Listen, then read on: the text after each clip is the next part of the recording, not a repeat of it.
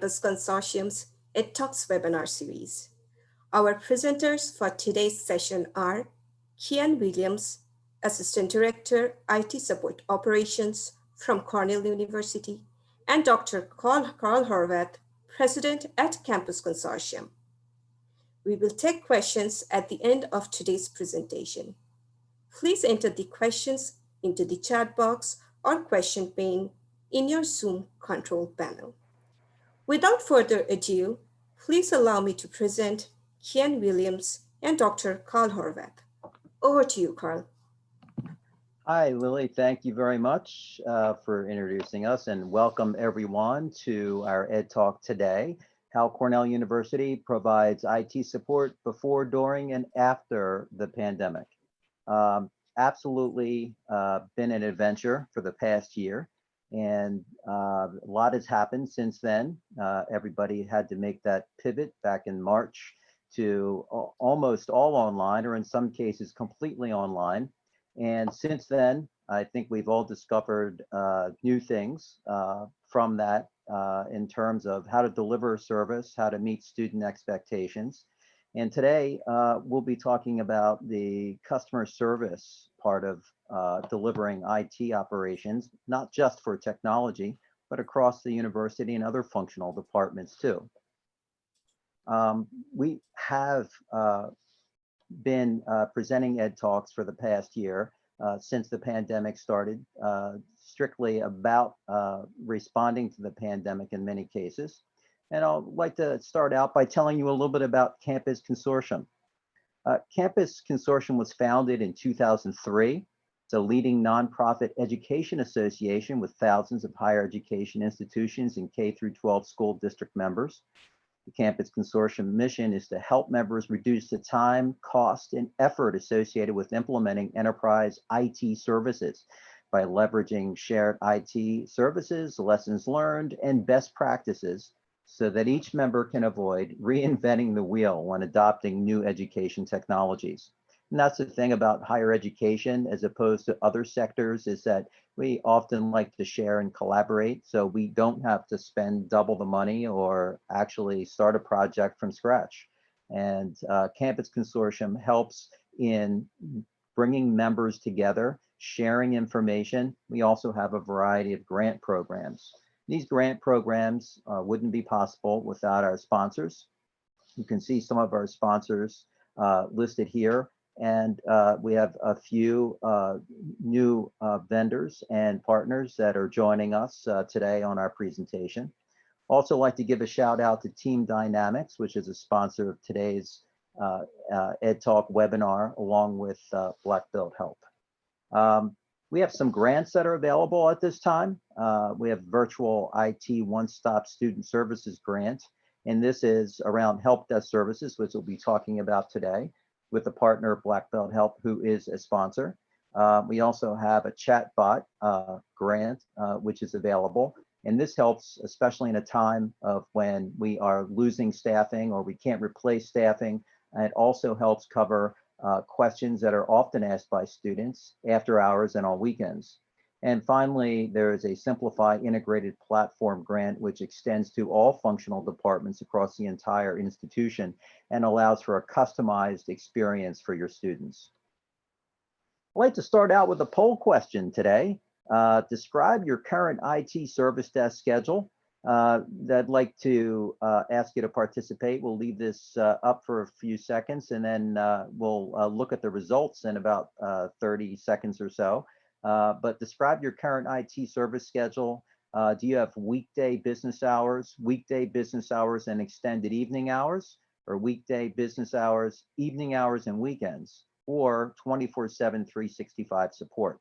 With the way the pandemic has changed our mobile workforce, where a lot of our staff had to work from home and connect remotely. Additionally, the expanding of online learning, and our students are needing to submit assignments weekends and evenings.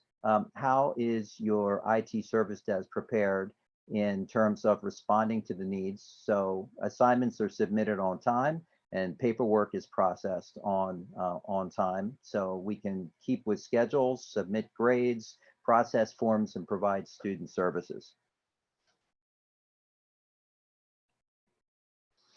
Just a little bit about IT help desk services. Certainly it's a necessary function. And here's the results of the first poll question we have today. Describe your current IT service desk schedule. Looks like we have about 37% of respondents say that they have weekday business hours. And, this might be good if most of your requests are happening during the business day. Weekday business hours and extended evening hours, about 20%. Weekday business hours, evening and weekends, 31%. And only 12% with 24/7, 365 support. So it's kind of distributed across these different areas. I think as our pandemic response may have long-lasting impact in how we provide support. And so I think a lot of times the shift will be toward having extended hours that are virtual, not necessarily on campus, but could be virtual support where people can call in from home and get the support that they need, whether it's a student who needs to submit an assignment or a staff member that needs to process financial aid and they are having authentication problems with their system. It's good to have IT service desk support available virtually through a Zoom or some other type of web-based conferencing or through the telephone. Back to a little bit about the help desk services and the state of them as we in higher education deal with providing service and support to our students. Certainly it's a necessary function. Oftentimes IT folks are perceived to be underappreciated and possibly underutilized. Often full-time IT staff has provided the basic responses, but there's, as we saw earlier, we talked about technologies that could pick up on some of those day-to-day questions, and that would provide time for IT staff to focus on other work that's more complex or provide additional customer service that could be more timely than the delays due to answering large volumes of questions. Also, the IT help desk is the face of your university or your college or your institution. Very high visibility. A lot of times people just don't call for IT support service. They also call for questions about the university or the college. Where do I go for this service or that service, or how can I get support for this need that I have? And the support needs are growing outside of normal business hours, but also outside of IT. Basically, the IT help desk is the central point of contact typically for resolving IT issues. We try to avoid having IT staff contacted directly for specific issues. And by having it all go through an IT service desk, you can collect data, and it provides insight not just to IT, but to the university about how IT is working from the user's perspective. Help desk is essential for a good IT results-oriented operation. So some of the things we've been trying to do, I've been a CIO in a number of institutions, higher ed institutions over the years, and certainly always looking to reduce the cost, increase the quality, try to ensure that you have the right amount of staff, but not too much, and make sure that staff is productive. Of course, their end user satisfaction is very important. As we, the trends grow in IT help desk service, we certainly see a focus on customer service or the consumer experience, as many of our students are used to having come up through a world of doing everything online in terms of online healthcare, online retail, online banking, gaming, social. Certainly when they get to the institutional experience, it needs to at least baseline be similar to those other experiences that they have. So automation has really taken a front seat in a lot of the solutions that are provided. Increasingly have seen a BYOD culture, but there's also an increasing remote mobile culture and big focus and emphasis on social media. So we're going to move right into someone that knows a lot about this, and this is our guest presenter today, Keyan Williams from Cornell University. A little bit about Keyan. Keyan Williams is 35 years of experience in the IT field, from operations, networking, IT security, and now IT support operations. He has worked in a vast number of different businesses, from law to investment banking, from the medical field to higher education. Keyan enjoys the challenges of combining advanced technologies with enhancing the customer experience. He finds the higher education experience the most challenging by far, and looks forward to taking on the new challenges we have all been experiencing this past year. Keyan is also a professional jazz musician, songwriter, and producer, and we had a great conversation about that right before the presentation. A little bit about Cornell University. Cornell is a privately endowed research university and a partner of the State University of New York. As the federal land grant institution in New York State, they have a responsibility, unique within the Ivy League, to make contributions in all fields of knowledge in a manner that prioritizes public engagement to help improve the quality of life in their state, the nation, and the world. And without further ado, I'd like to introduce Keyan. Keyan, can you tell us a little bit about your experience with providing support to students? Sure. Thank you so much. It's actually a pleasure to be here with everyone, and looking forward to sharing the experience that I've been having the great journey on, and also hoping to share some experiences with others. So without further ado, the Cornell Help Desk is 24/7.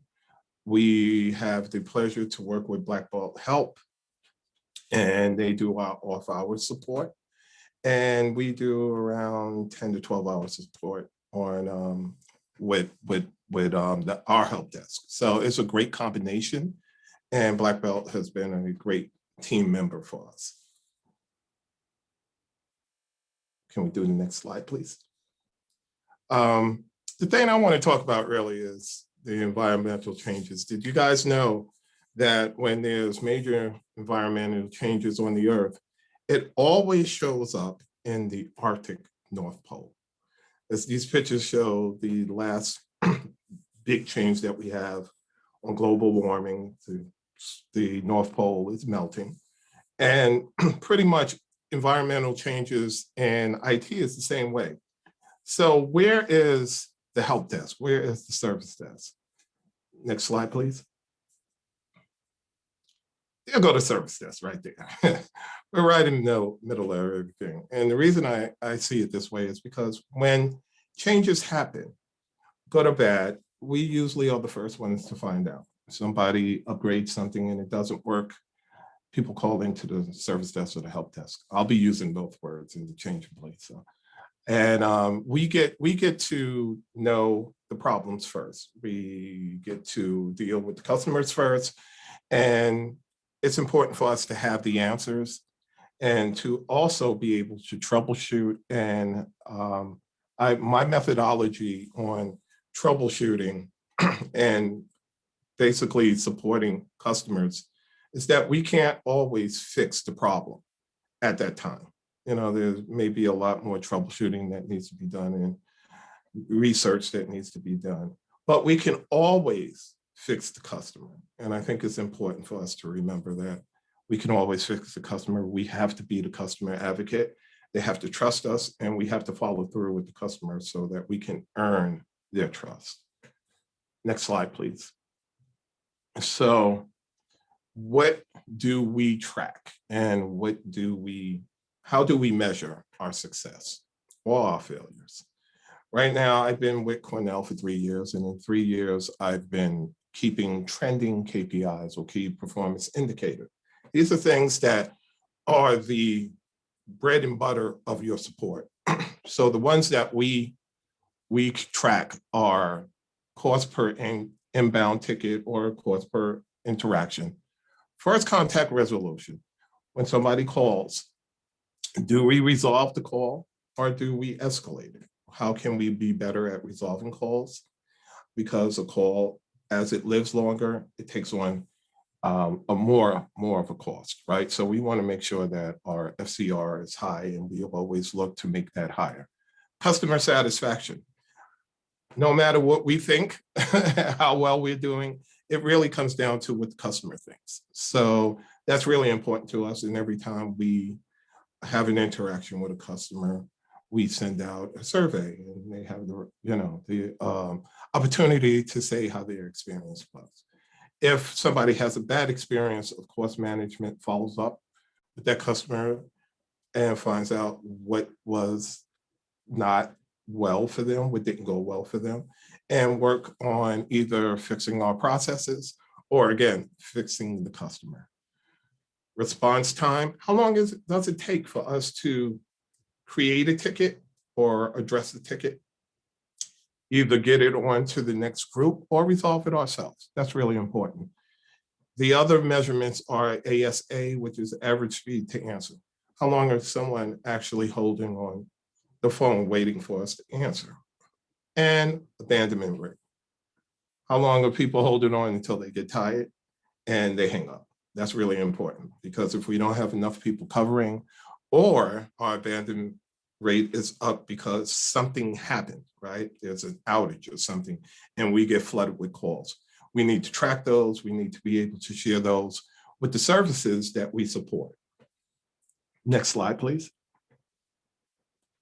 Before COVID, we averaged about 6,000 tickets a month. That's, for us, that's a good month.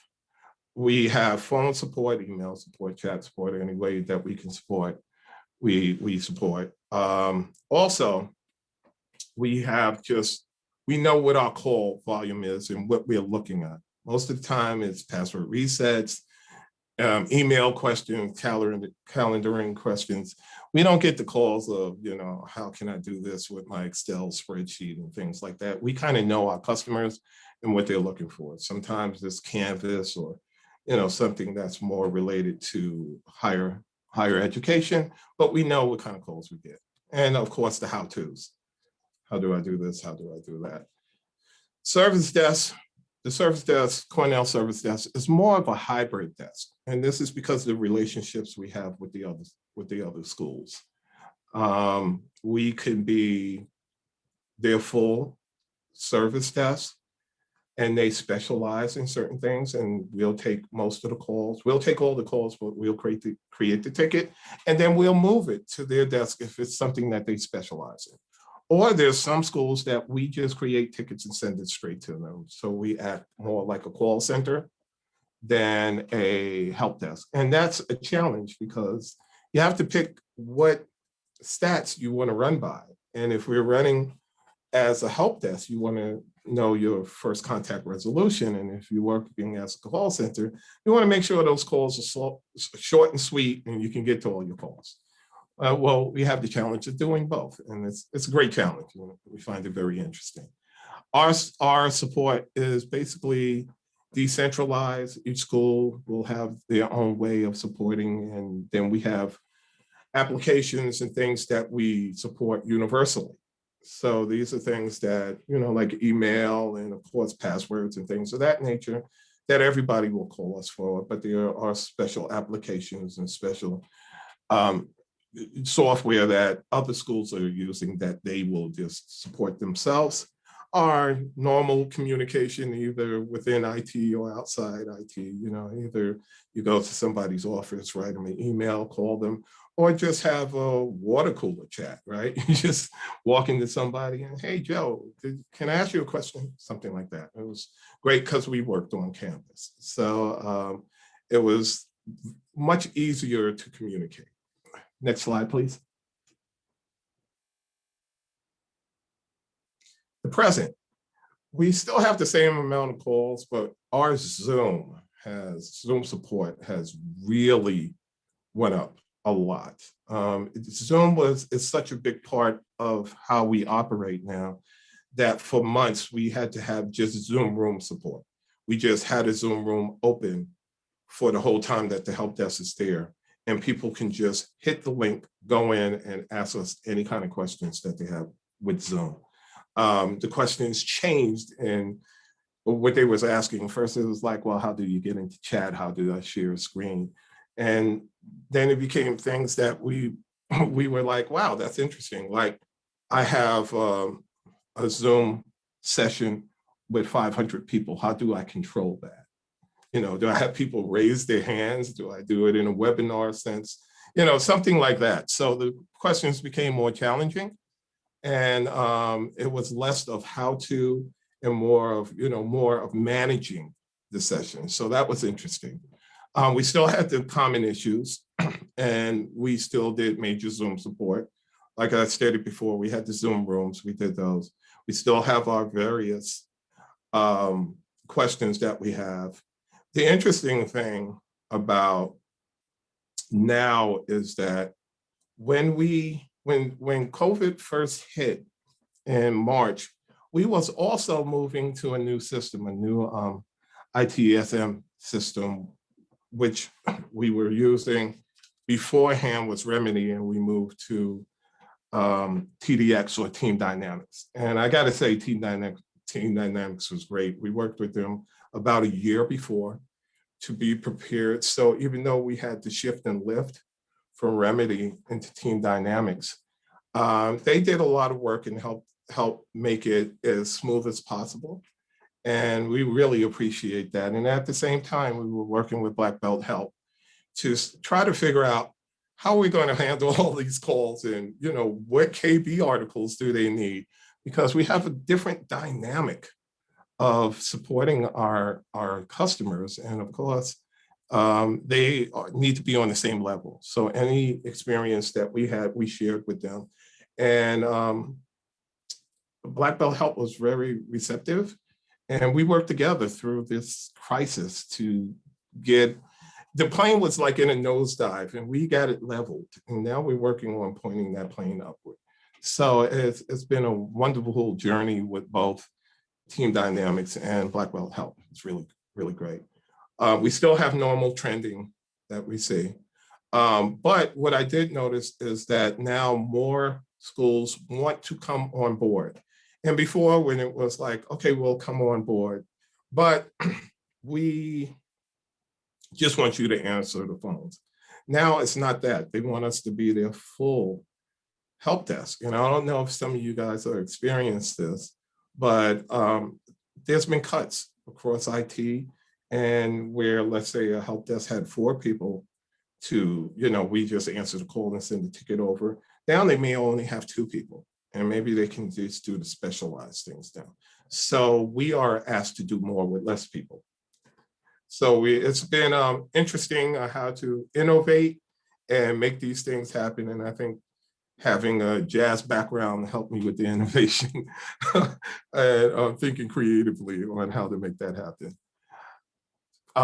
Again, communication challenges. Things are different now. We're working, it's so interesting. We're working in a different dynamic. And even when we sent emails before, emails are different now.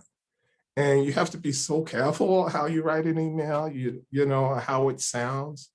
Or sometimes it's just better to call somebody or something like that. Before, our help desk, our service desk, all sat in one area, you know, so it was great. So I'll tell you a quick story. I even changed how this help desk was set up. When I first got there, there were aisles and aisles, just rows and rows. And I was looking at it, and I noticed that the help desk agent, if they wanted to ask somebody a question, they'd get up and walk out the aisle, walk into another aisle, ask questions. We had this big, you know, sectional things, big walls that would block. So it kind of mitigate the sound traveling, but it also made agents have to get up and walk around. And I asked them, why is it set up like this? And they said, oh, this is the way the guys put it together. And I was like, well, do you guys want something different? So they were like, yeah, sure. So I gave them, you know, a sheet of paper, draw out what you want. Let's design it the way it makes sense for you. And we did that. And they drew a more big open space, and it worked great because these guys were able, new trainees can sit in the middle, and they have everybody's access to, you know, access to everybody to help them. And it was great, but we don't have that now. Everybody's working from home. Everybody's working remotely. So we really have to take advantage of Slack and Teams and email and all of these things on how we communicate with each other and how we communicate with other teams. What I am noticing though, is that, and I think I can speak for a lot of you here, that you get Zoom fatigue. I mean, how many meetings can you go through?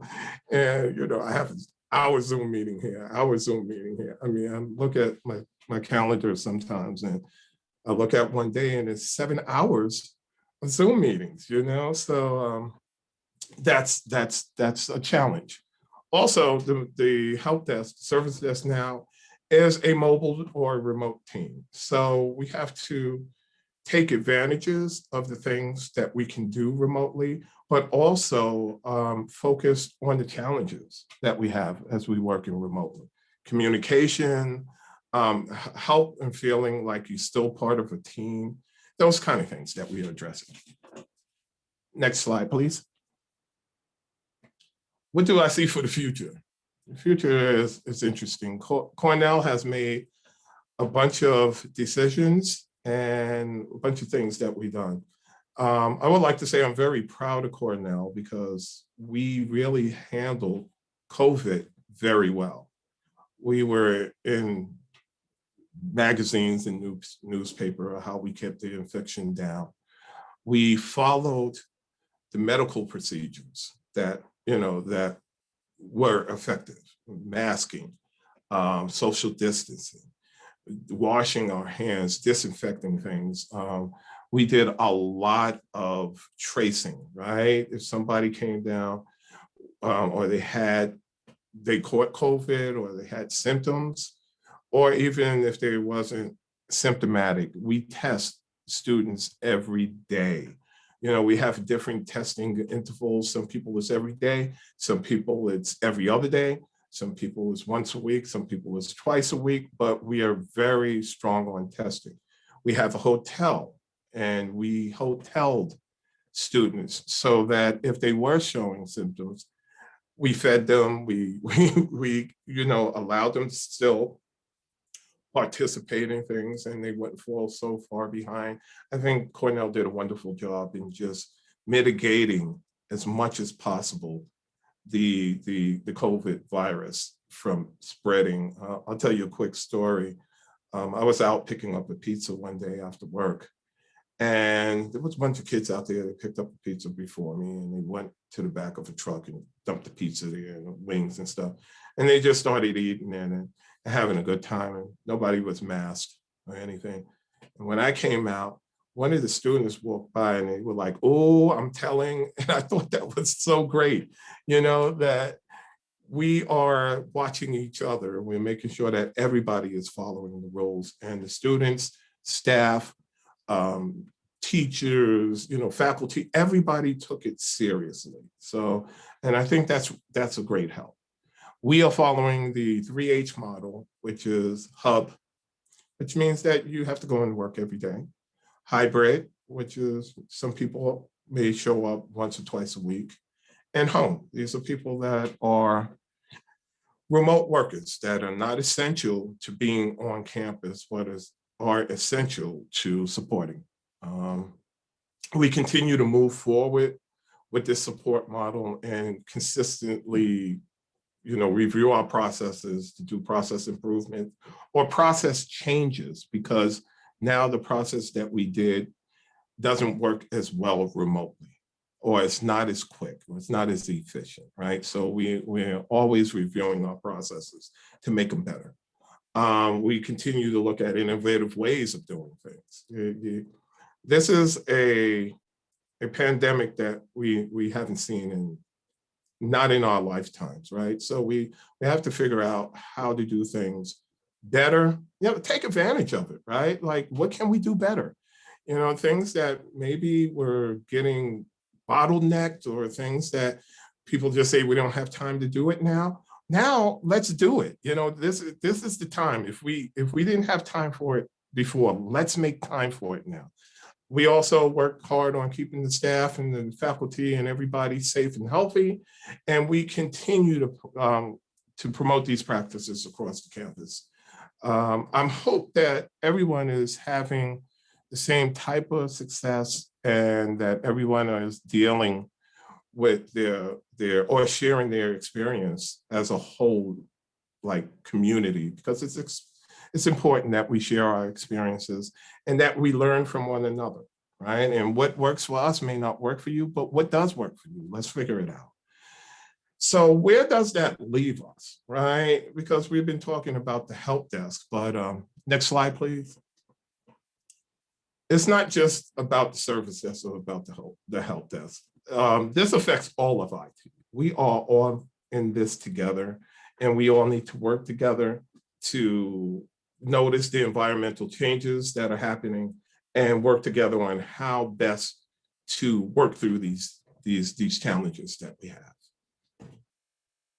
I believe that's all I have. That was great. And I really like what you were talking about. It sounded like you were saying, you know, pandemic isn't fun, but it is an opportunity, Yes, right? yes, So, yes. could you just talk a little bit more about that in terms of how you found that in terms of providing service to your students? There's pre-pandemic, of course, there's the shift that everybody has made. And then, there is post-pandemic and what's going to happen in the future. And before you answer that, I'm sorry, I have a quick poll for everyone here. Describe your IT service desk support: full-time IT staff, full-time IT staff and students, full-time IT staff, students and AI chatbot, full-time IT staff, and supplement with outsourced service. This is for the audience. And while they're answering, perhaps you could just kind of touch on one or two quick things that you're seeing the pandemic as opportunity. Well, the biggest thing about the pandemic is it changed everybody's plans. Some things put on hold, some things got moved forward, some things got moved back. But the biggest plans and the biggest things we had to adapt to is how can we do what we do in the same manner and as effectively as we've been doing it, and where are those opportunities where we can do it better. And the big thing was to listen to our customers, listen to the students, listen to the faculty, listen to the staff. What challenges are they having? Some people, like with my staff, we all started working from home. People had dual screens and were able to work a certain way, and they didn't have their cat or their dogs barking in the background, or all these other things, right? That we don't think of as challenges, but become a huge challenge. Am I comfortable how I sit? How is my internet? What is my workspace like? Do I have kids running back and forth? How can we help to make this better, not just for the people that work for us, but for our customers? You got people that really enjoy being around people. They enjoy, having their teammates next to them. How do we handle those? So and these are not problems that are just showing themselves. They're showing themselves more now, and they're more present because we have this pandemic, right? So if somebody's really shy or somebody, feels good about being around people, they've always been that way. But now, since the dynamic has changed, right? How are we addressing this, and how we are taking care of not just our customers, but ourselves? So these were opportunities where people could really share, not just about the pandemic. What are you afraid of? What are your challenges? What makes you nervous? What makes you feel insecure about maybe the job or your health or whatever, right? So these are opportunities to really connect with one another and with our staff, with the faculty, with the students. So it made just huge opportunities for us to address certain things that always exist, but now we have to address them. Right. Well, that's great to kind of look at it in that way. It's a very positive and productive way to look at that, and it really does reveal new things that you might not have thought about before. So that's actually very interesting. We have our poll results up from our last poll. Describe your IT service desk support: full-time staff, students, full-time staff, students, and chatbot, or full-time staff and supplement with outsourced services. So only about 10% have full-time staff in chatbot. Only about 12% have full-time staff and outsourced services. But looks like most people are using full-time staff and students. That's a very common model. It still doesn't get you that coverage completely, but it certainly helps when, it's certainly with the budget to have student workers.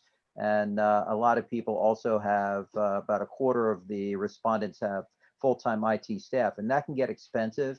And I Yes. know that some schools, they lose positions and you just can't get them back. So how do you, provide that support?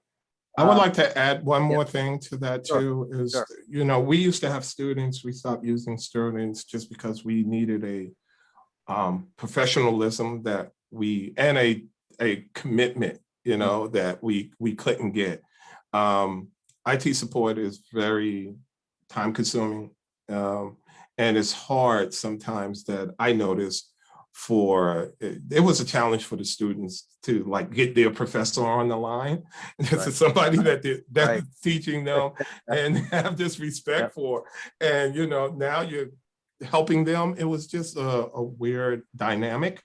But what we did do when we started using Black Belt Help, we're up in Ithaca and the weather's crazy here. So some days, we have the whole right, staff there, and then halfway through the day, you find out the school is closed, right, right? And just because the school is closed doesn't mean people are not calling us because right, they still right, need help, right, right. right? But since the school is closed, we're going home. How do we support them? How do we do this, right? So it was great because we would just send our numbers, bounce it over to Black Belt Help, and Black Belt Help just picked up the ball and they're able to run with it. And we have the confidence in Black Belt Help, or to do this work Mhm. for us and create these tickets, and we could look at the queue and we could still manage it.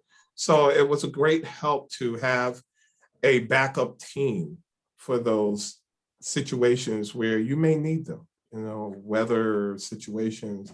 I just had 5 people call out. Now what we're going to do? It's great to have a team that can just come in and support you the way you need it, so you don't take a hit on the support, right? And we give the customer the support that they expect. We keep reaching and surpassing their expectations.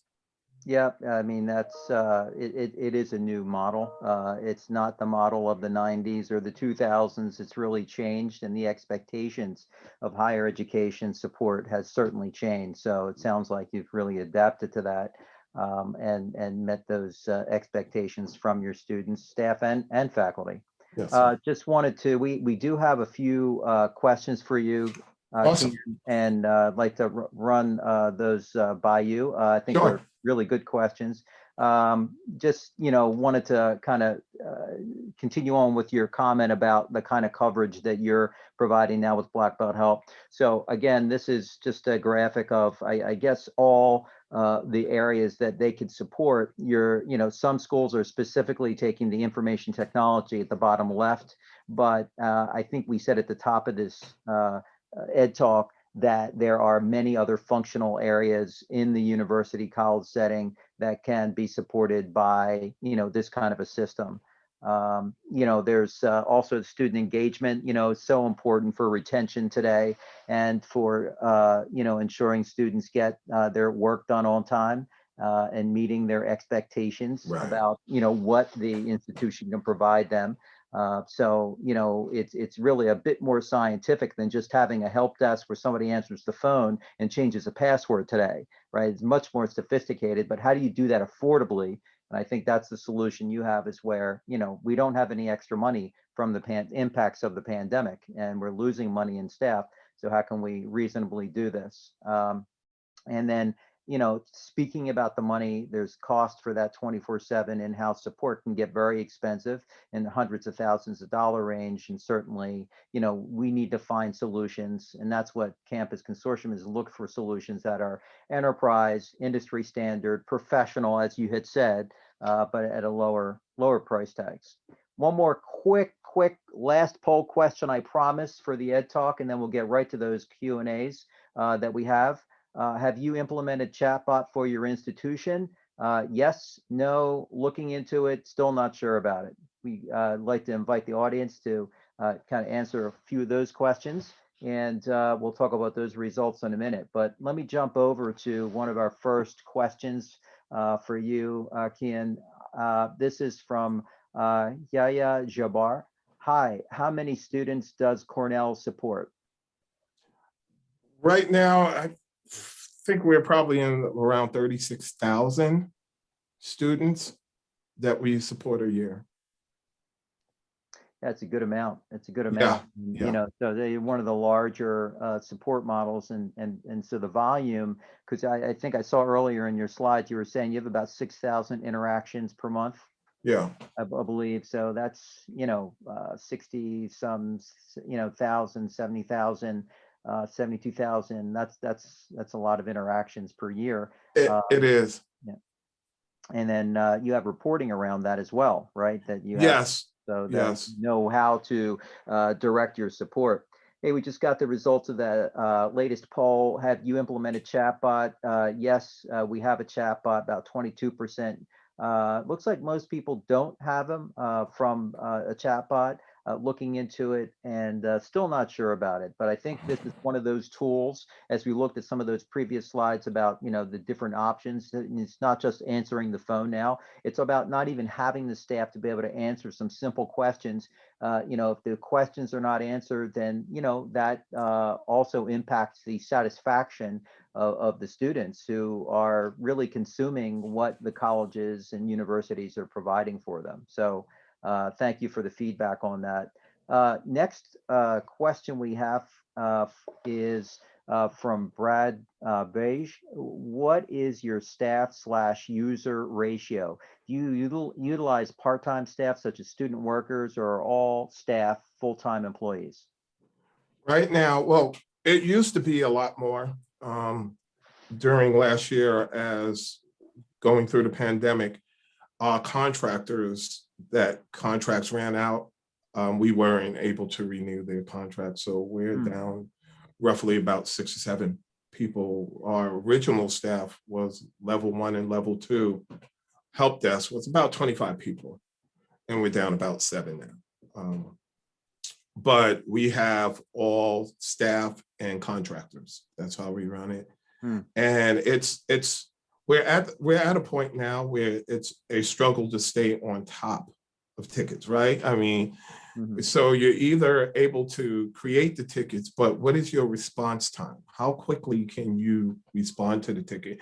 And right now we're going through that feeling out system where we have to figure out what is a number of the least amount of people we can have with the best response time that stays on the OLAs, the SLAs, and the SLEs. How we're abiding by those 3 metrics.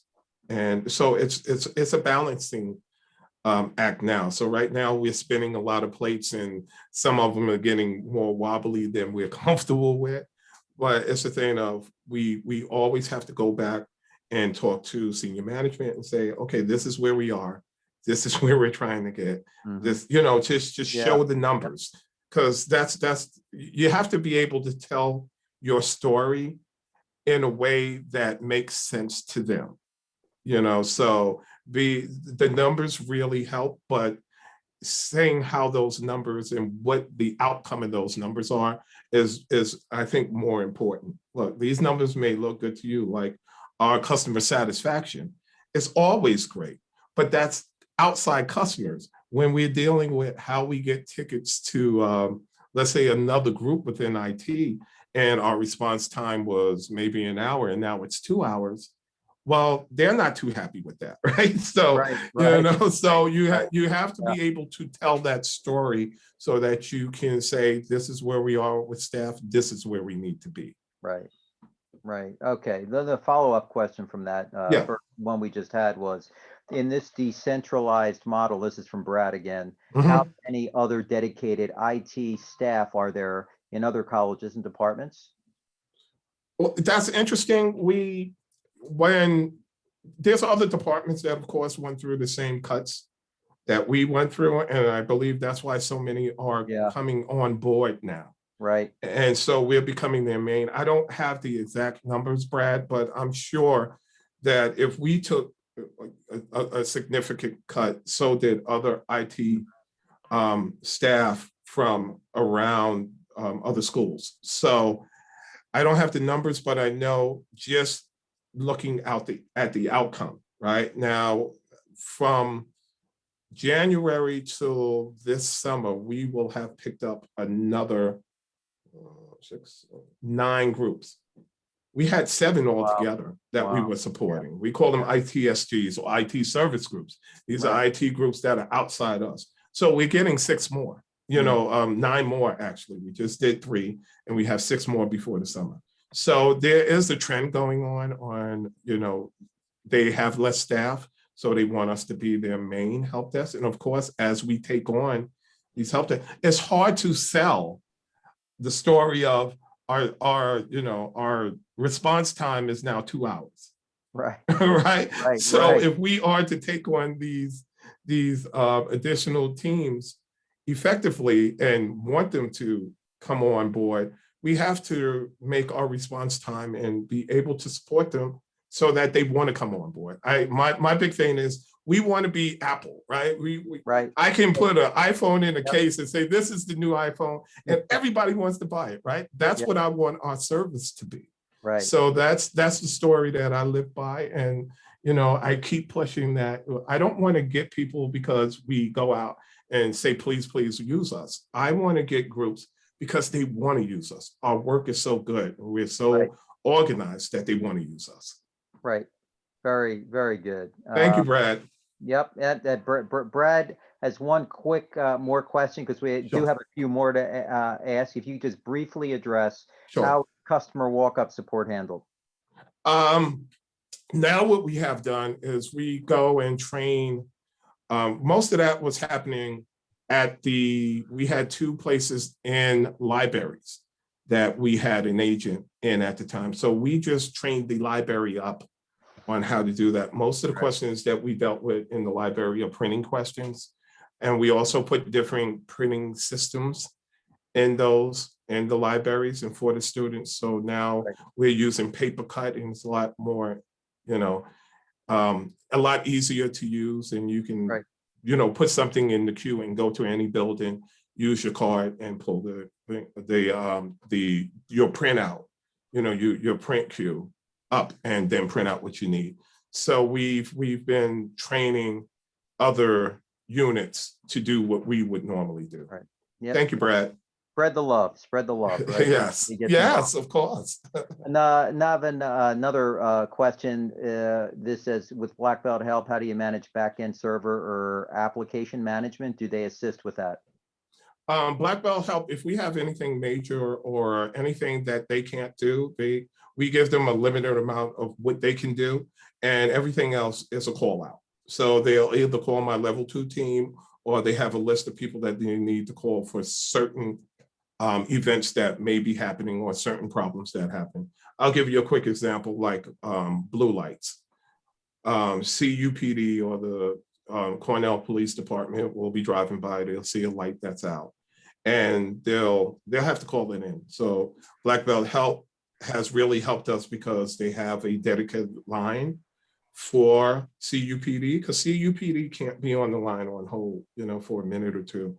They have other things to look at. So they go in, they pick up the phone right away. They only need 4 pieces of information. CUPD give them those 4 pieces of information, and they're off the phone. And now Black Belt Help picks up that incident and routes it to the correct person so that it can get addressed that night. Great. Very good. And a chatbot would be great, Right. We're looking into that too. It's as much or as little as you need or want to use, right? So you can always, kind of adjust for that. All right. Another question from Michael Scalero for Keyan. How many full-time staff do you employ, and what are their roles if you're not using students?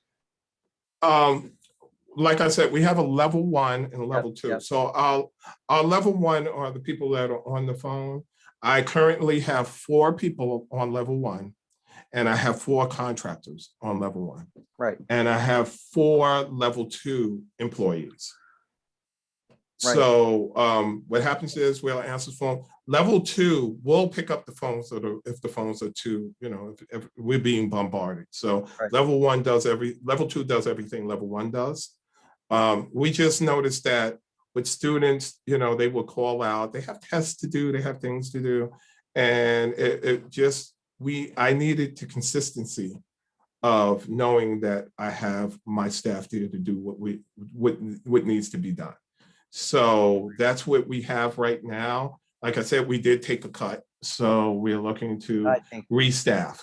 Everybody's taking the cut. Yep. Yeah. I know. And that's it's impacting everyone. So this and is I'll give you a quick example. I'm sorry, but like the desktop support for when we have students coming back, desktop support will give us 2 of their staff to help on the phones for like 2 weeks. Right. So they help with when we get bombarded. So again, we found innovative ways to make things work with the number of people we have. It's not the best thing, but of course, this is something moving forward that's great. You have cross training. I'm hoping that we could get some things that level 1 could do for desktop support, whether it's just imaging 200 machines, right? Because when desktop support has an opening, my guys are not skilled enough, and we really I don't want to shoehorn my staff so that they're not skilled enough to go on and do other things. So this is a great opportunity to cross-train, share ideas, cascade or waterfall responsibilities down, because now they're too busy to do these day-to-day fires, and get my staff more training so they know more, Great opportunities. Very interesting, and what a great positive attitude and way to look at this whole thing. Here's another great question. This one relates to the KPIs you were talking about a little bit earlier. Oh, yeah. This is from Annalie Rugg. Have you changed your KPIs because mod pandemic-driven changes to work, or do you think you might change some of them in the future? We haven't changed them so far, but I know that there's some that will change in the future. I'll give you a quick example. Right now, we count the cost of a ticket based on if it goes to level 1 or level 2. But basically, level 1 and level 2 is part of the same help desk, and that budget is its own budget. So, let's say we spent an extra $40,000 on, I don't know, like a $1.5 million budget, that's not a big deal, right? So now what we're doing is my KPIs that I'm going to look at is what we're sending out. What am I sending outside the help desk to what we consider a level 3 person, right? Most of the time, these guys get paid a lot more money than a level 1 person. How much of these tickets that we send out, that if we did this in a different way, if we had a different process, if we trained level 1 and level 2 staff, it would be able to be taken care of there. That's a cost savings, right? That's something that senior management, senior leadership is interested in. How are you going to cut costs and it shorten the life of a ticket, the life cycle of the ticket? So I believe we'll definitely be changing, and we just have to. It takes the trending that I'm looking at now to help me make decisions on what needs to be modified and what we need to look at now. All right, great answer. Thank you, Annalie. One more quick question, and then we can move on with the rest of the presentation. This one from Mashtaq Ali Bukhari.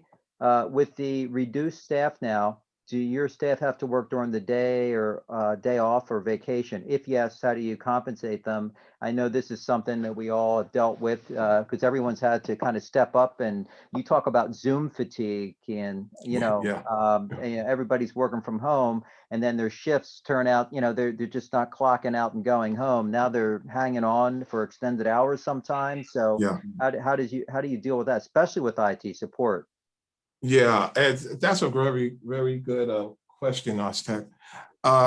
Basically, what I try to do with my guys is, because we do have black belt help, when you're out, you're out. So when you're on that last call, if you spend an extra 15 minutes or so, that's fine. What I will look at though, and what I've been considering is getting an intern to do things like clean up the queue, and maybe shorten our hours so that, we have time to clean up the queue. But that's a huge challenge. I think it's for everybody. And people, my group, especially, these guys are so committed that I have to tell them to get out the system. They're like, oh, Right, I was just right. looking at this ticket and I'm working on it. I love it. It's great, right? It's Right. great that you have a team that's so committed, but I'm also worried about burnout, right? Like how, Right. we already have the Zoom fatigue. So now we're dealing with burnout. So we want to make sure that they have a good life-work balance. Well, with tens of thousands of people to support, it's no surprise they're constantly in service mode. And yeah, you really probably do have to put confines on their time because they'll just keep going. So it's great. Sounds like you have a really, really good team. I called one of my staff, and they actually answered their phone service desk. So I know, no, Right. that's no. We have to work with you. Great. Well, Keyan, I think we're just about out of time. I wanted to had a couple requests from folks who attended to take a look at what in-kind grants we're offering right now. There is that virtual one-stop IT one-stop student services support grant, which is the supplemental support that you've been talking about. And it does range from everything from whatever they want to full 24/7 coverage. We also have the Simplify the Chatbot grant, which is strictly just the chatbot to help supplement, say after hours or weekends where that could be helpful, but it's really on a 24/7 schedule. So it'll answer certain support questions anytime. And then the integration as a platform grant, Simplify is a system, that will integrate into all those functional departments that we showed earlier in that earlier slide. So I think that's about it. And Keyan, I want to thank so much for your help. I want to thank our sponsors today. It's Team Dynamics, Black Belt Help, for allowing us to bring you here. And it's a fascinating story. I want to thank everyone that's attended out there and taken the time. Hopefully this was helpful. And if Campus Consortium can be of any help making connections with you with other institutions or in supporting you in any other way, please let us know. And I hope you have a great rest of the day. Keyan, thank you. Thank you.